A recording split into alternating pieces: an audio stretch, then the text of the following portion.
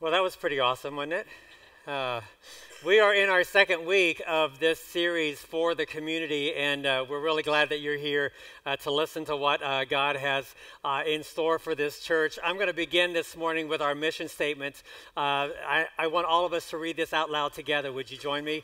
Grace Fellowship exists to help connect people to God, His church, and His world.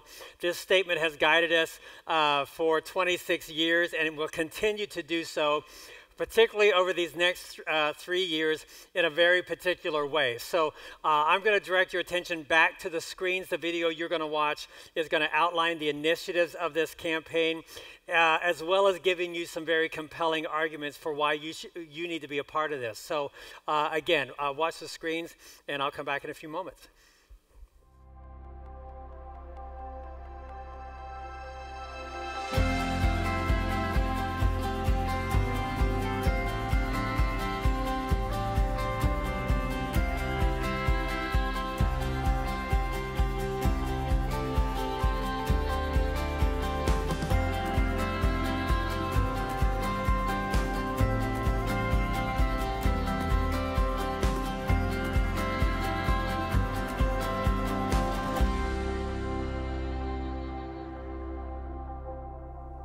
Connecting people to God, His church, and His world has been the mission of Grace Fellowship for the past 26 years.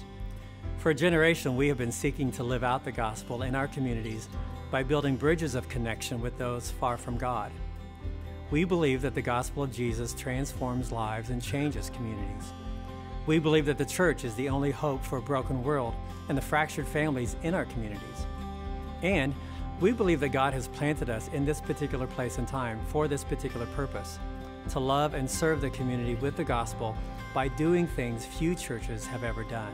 From DeMott to Wheatfield, from Roselawn to Fair Oaks, from Couts to Lowell, from Hebron to Rensselaer, and all the crossroad communities in between. The community called Grace is called to be the hands and feet of Jesus and to serve the communities we call home. Together, we truly are for the community.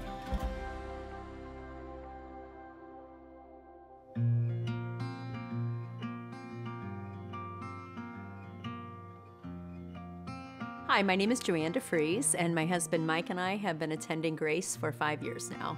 I went to Olivet Nazarene University, and when we graduated, my husband got a job at Youth for Christ, working with teens, and the big thing we talked about back then was being Jesus with skin on. And so when I see a church, and a church is looking to serve God, that's what I'm wanting to see. What would Jesus do in this situation? And so many times we tend to go to church and go home, but that's not what God has called us to do. He's called us to go out into the world. Some people need their physical needs met. Some people need spiritual needs met. Some people just need an ear to listen to. It's not just physical needs, because so many times we think, oh, they need to be fed and they need to be clothed. Well, yes, that's a part of it. But anymore in today's society, there's so much more that people are needing beyond just physical needs. And if you look at the life that Jesus led, He did not just preach the gospel, but He actually met their needs. He met them right where they were at. And when He healed the leopard, He first healed his needs, and then He said, now, go and serve the Lord. You know, that He realized their physical needs needed to be met. And when you go out into your community and you serve your community, and the church sees that the community sees that you care about them, then they're going to listen to your message. But they're not going to listen to your message about Jesus if you don't do anything to help them. When people start serving Christ at a greater rate, you are going to see, I think, a multiplying effect. More people are going to come to know Christ. I mean, if you think about it, each person touches someone's life. And, you know, in our church, we've got a lot of people that attend, and if each person just made a difference in one life, can you imagine what that would be? And then that person makes a difference. It's huge how you can change a whole community.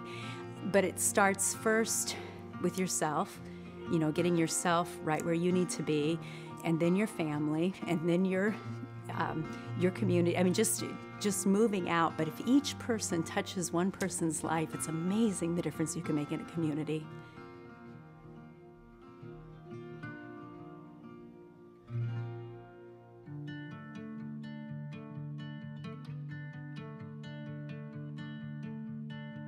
My name is Tyler. I've been here at Grace Fellowship for about 4 years now.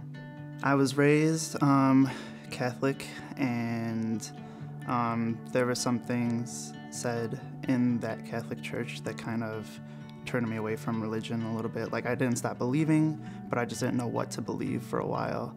After 8th grade, I just stopped going to church altogether. I would go occasionally with friends or some other family, but I just never felt like I was part of their home at any time, so I was never able to stick with any other church before. My current wife, actually, we were dating back then, and her family goes to Grace, and they always have. They didn't go all the time, but they would go occasionally, and I wanted to tag along because I hadn't been part of a church in quite some time. When I first saw them on the stage singing, I was immediately drawn in. Like, I felt like I had to be up on that stage with them, but I didn't think that that was even a possibility at the time when I first started coming. Somebody else knew that, I don't even remember who it was exactly, but somebody else had reached out to me and knew that I was a singer, but didn't know like how good of a singer I was, and recommended that I reach out to try to become part of the worship team. It wasn't really something I had thought about before that moment. I didn't realize that, I didn't know what the process was like. Once I became part of Grace, especially after I started serving for Grace, it changed the whole outlook of my job as well. I work with a lot of teenagers who were juvenile delinquents, and I try to help them get their lives back on track. And then I work with a lot of parents who lost their kids to the state to try to help them get their lives back on track so the kids can come back home as well.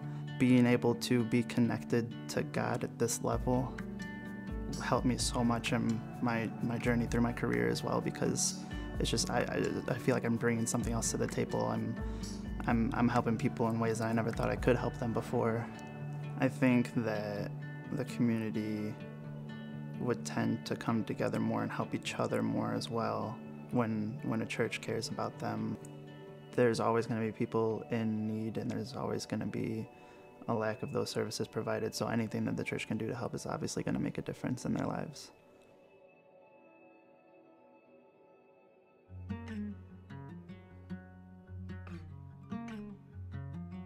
Hi, my name's Katie, and my family and I have been attending Grace for about 3 years. My husband and I were both raised in the church, and I wanted a place for the future where we could raise our family, where we could all grow and be challenged, and Grace met a lot of those needs. And we've also had the opportunity to host a small group, to lead a small group. And I use the term lead loosely. I felt more like the discussion facilitator. It started with people that I knew, and with the exception of maybe one, would have called more of an acquaintance, knew their name by sight, but didn't have a personal relationship. Definitely not somebody I would have texted. The group of women that was part of that small group are now the people that I turn to if there's a crisis, and the peace and knowing that those girls are always there for me and have my back and have become such an important part of my life. That has just been one of the biggest blessings of being in this community. When we moved here 18 years ago, the people I got to know were my husband's friends, and they became my friends. But that small group, after being here for so long, those are my friends, those are my people, and I'm so thankful for that, because that was something that was really lacking a bit in my life. I had other close friends. It was just, I hadn't necessarily felt that tight bond of Christian fellowship and love that small group has given me. A lot of people come back to church after they have kids. Maybe they grew up in a church and they want to raise their kids that way, and so they're looking for a great experience for their kids. So when you can provide that for the children and provide something awesome for the parents as well, when you get that whole full circle, it really makes a big difference in people's lives. You're feeding everybody. You don't want to leave anybody at the table hungry, and that's one of the things I love about Grace.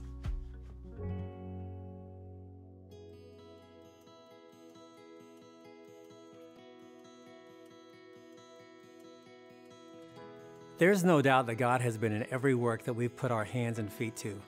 God has been good and faithful to us.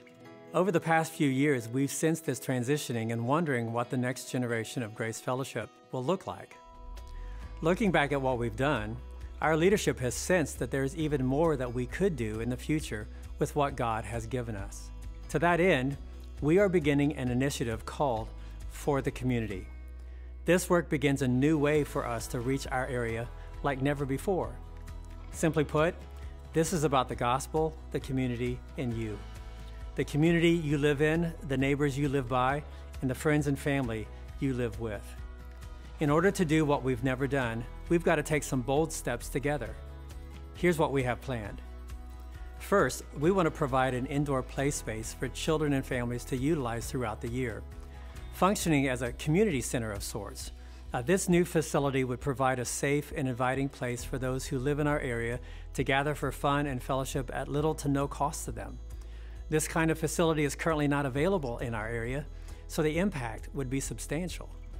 Second, we want to provide additional resources for programs and ministries that target families in need. This includes after-school tutoring and mentoring, school adoption through Kids Hope, and fueling events such as Special Olympics and Night to Shine.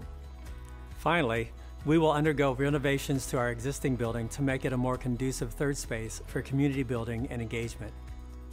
But this isn't all.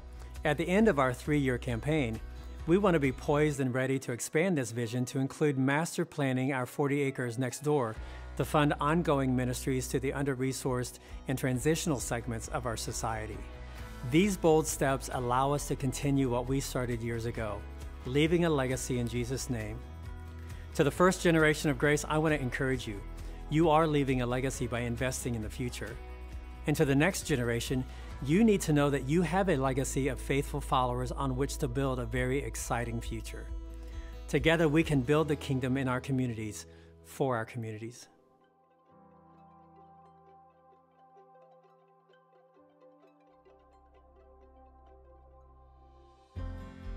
The bottom line is this. We want Grace Fellowship to be known in the Tri-County area as the resource center that loves and cares for the community with the gospel of Jesus, to love those we live and work with, and to provide greater opportunities to connect them to God, His church, and His world. Altogether, these initiatives come at a cost of $1.2 million. This work is no small task requiring mediocre involvement. This is a grand vision that calls for all hands on deck and every heart engaged. This vision depends on God's guidance and blessing, but it also calls for sacrifice from every one of us. The willingness to go above and beyond by all who call Grace Fellowship home. We can't do it without Him, but He won't do it without us. I was a part of that first generation who sacrificed and surrendered so that God could make an impact in this community through Grace Fellowship, and I've watched the next generation rise up and find their place and expand that influence and impact. Does the risk, faith, sacrifice, and surrender that characterized the first generation of our church characterize the next? Absolutely. That and more. I couldn't be more excited about the future. Our greatest opportunities are before us. Our best days are ahead. The defining moment is now for the community.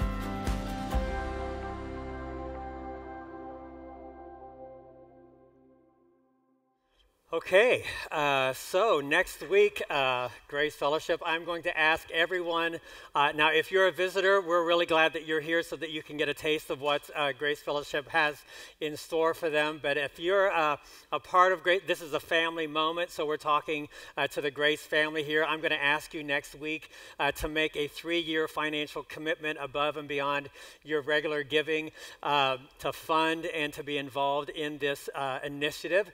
Patrick's going going to come at the end of the service and walk us through the mechanics of that. But for now, I just want to ask you to talk to your spouse, talk to your family, and then talk to God, and then go back to your family. Just ask God what he would have you to do as far as being a part of this vision. Now, here's the deal, friends. We've done these things before in the past.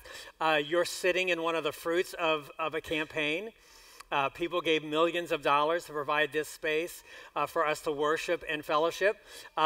We expanded the Grace Kids area several years ago, $1.5 million. People gave so that our kids would have space to learn about Jesus. All of those things are necessary, but today we're doing something different that we've not done before. We believe our mission is still eternal. It's all about Jesus and the gospel.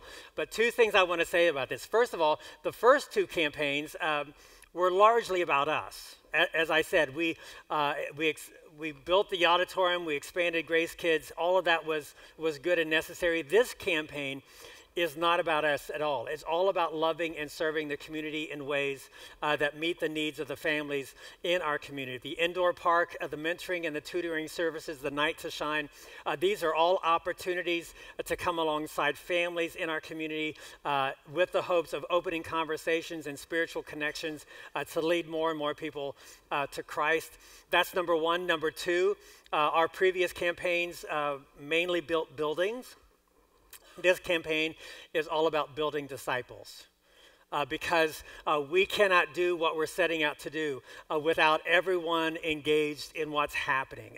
All of these initiatives are calling for us to get into the game, to use our time and talents and treasures to get personally involved with the people in our community, serving them and loving them through all of these initiatives. So this campaign is all about serving. Last week, as we unveiled this campaign, individual after individual came up to me and said, I want to be a part of this. I don't want to just give to this. I actually want to do this. The things that we're engaging in and launching, I want to be a part of actually doing this. And so we're going to talk about that. This campaign is not just about calling for dollars to support it. We're calling for bodies to actually implement it. So there is a place for you in this campaign. Here's the point of this series, friends. If we're going to love people the way Jesus loved people, we've got to serve people the way that Jesus served people. That's what we're talking about this morning. What does it mean to be a Jesus follower? Well, there are many things that describe a Jesus follower, but this one cannot be overlooked or understated. A Jesus follower serves. Jesus said this of himself in Mark chapter 10, for even the Son of Man did not come to be served, but to serve. Saved people serve people. That's what we say around here. So we're talking about serving. Can we have an honest moment, though, before we get into it? I teach and preach about serving. I celebrate serving when I see it. I thank people for serving. I encourage people to serve. I am pro-serving until I'm challenged to serve. You know, when given the opportunity to serve, then we start looking for excuse. Gary Chapman, if you're familiar with him, wrote the 5 love languages. I think acts of service for me is probably the hardest language to speak. What does it really mean to serve other people? Jesus, it's not quite a parable. He actually creates a scenario in Luke chapter 17. I want to read this passage for you this morning. He said, suppose one of you has a servant plowing or looking after the sheep. Will he say to the servant when he comes in from the field, come along now and sit down to eat? Won't he rather say, prepare my supper, get yourself ready, and wait on me while I eat and drink? After that, you may eat and drink. Verse 9, will he thank the servant because he did what he was told to do? So you also, when you have done everything you were told to do, should say, we are unworthy servants. We have only done our duty. Now, this is an odd story, especially told by one who was filled with humility and grace and the attitude of a servant, telling a story about a person receiving service that doesn't even say thank you for that service. So we got to look at this story that Jesus tells us. Suppose one of you, now Jesus says, imagine you, the master, not the servant. I mean, we talk a lot about servants, but Jesus says, put yourself in the position of the master, a master with a servant. Who doesn't want to be a master with a servant, right? And it's precisely because we resist the position of a servant that Jesus tells the story in the way that he does. He's really crafty with this. We don't want to admit it. We don't like to be exposed in our selfishness. We all kind of want to think at times we want to be the important one, deserving of special. We want to be the master with the servant. And so Jesus actually appeals to that mindset. You get to be the master. At another point in the Gospels, the mother of James and John, two of his disciples, asked Jesus, she goes to Jesus and says, will you give my two boys preferential positions in the kingdom that you're about to establish? And the Gospels tell us that the other disciples were visibly irritated at that, not because the J boys were maneuvering for being first, but because they hadn't thought of it first. And just as a side note, this is extra credit, but that story is actually told in all three Gospels except John. John, who is a part, John doesn't tell his own story. Good for him. I wouldn't have either. But Mark chapter 9, Jesus says, anyone who wants to be first must be the very last, must be the servant of all. In other words, Jesus says, if serving is beneath you, greatness is beyond you, because it's all about service. And what's remarkable in this scenario is that Jesus doesn't reprimand James and John. He doesn't call out the envy of the other disciples. He doesn't even rebuke their desire to be great. He just simply redefines what it means to be great. So you play master for the day. You have a servant that does his job. In verse 9, will you thank the servant because he did what he was told to do? Now, again, we got to stop here and understand that servitude in the Bible was not American slavery in our past, okay? In Jesus' day, most slaves were indentured servants, people who willingly sold themselves to a master, usually to pay off a debt that they could not pay. And so in their labor, once that debt was fulfilled, they were released, they were freed. People back then didn't have the benefit of refinancing or bankruptcy. It was either jail or servitude. Okay, so in American slavery, the master owned both the person and the labor. But in biblical servitude, they only owned the labor, not the person. Until that debt was paid, they could be freed. Now, this is a perfect opportunity to talk about the gospel, friends. We were owned by sin, and Jesus paid a debt he did not owe because we owed a debt we could not pay. A follower of Jesus grasps the reality of this. Jesus owes me nothing. I owe him everything. Friends, I deserve to rot in jail.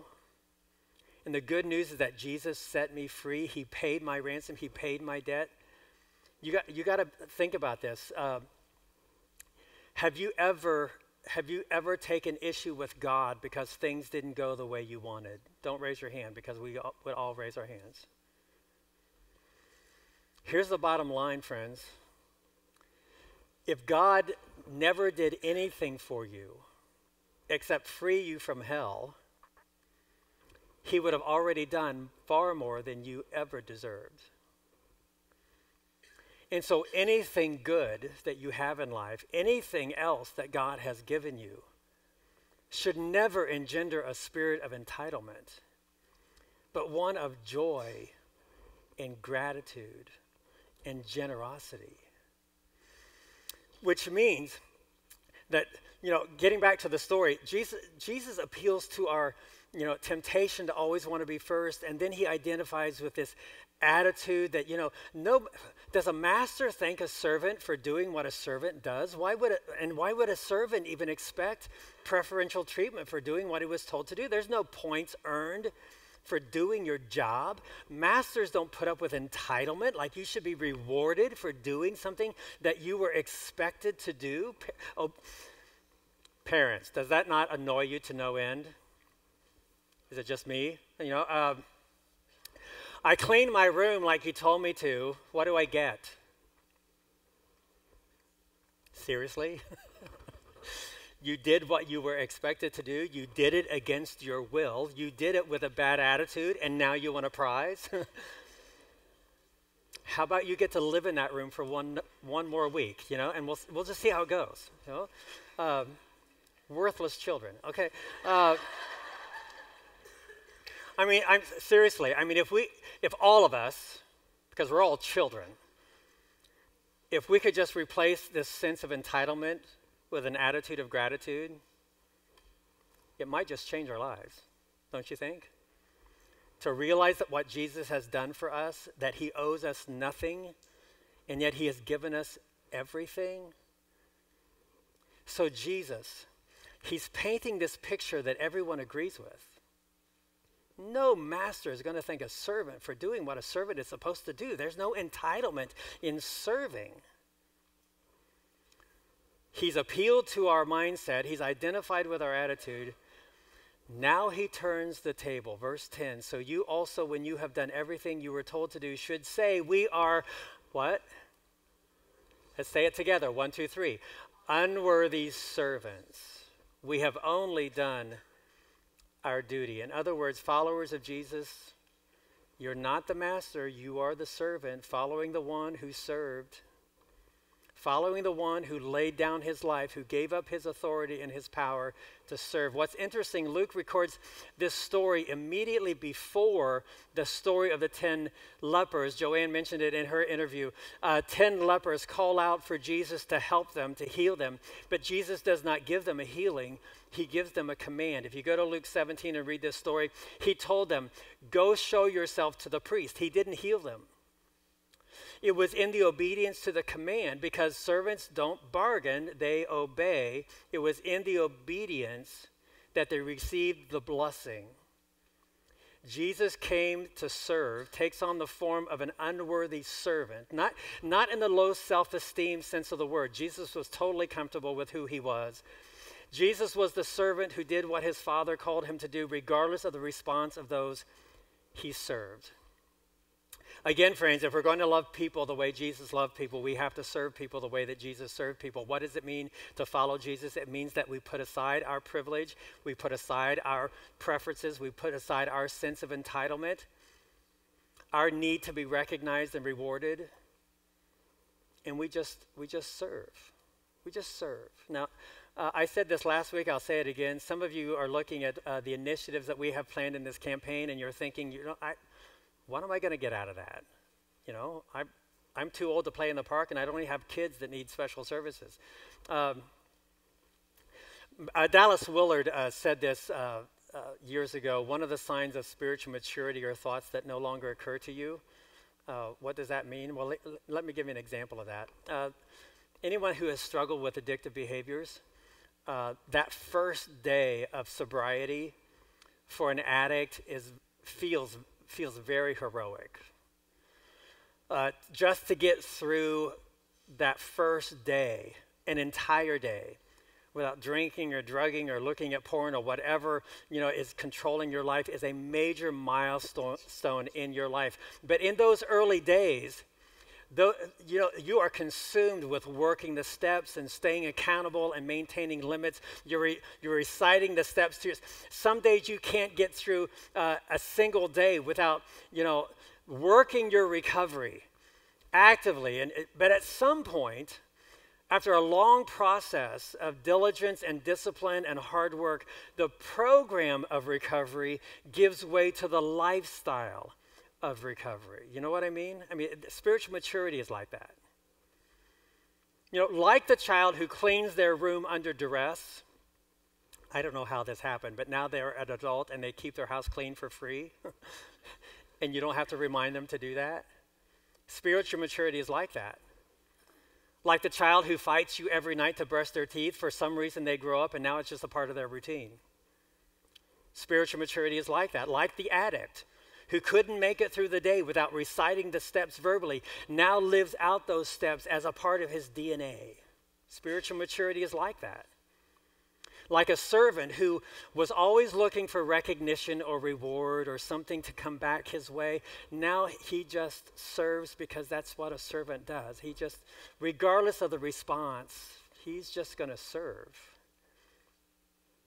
You may be beyond the age to play in the park, and you may not have any kids that could benefit from these services, but friends, you will never be beyond the call to serve, to love those around you, to come to the aid of families in our community. Here's the deal with this vision for the community. We certainly need finances to fund it, but friends, we need bodies to implement it.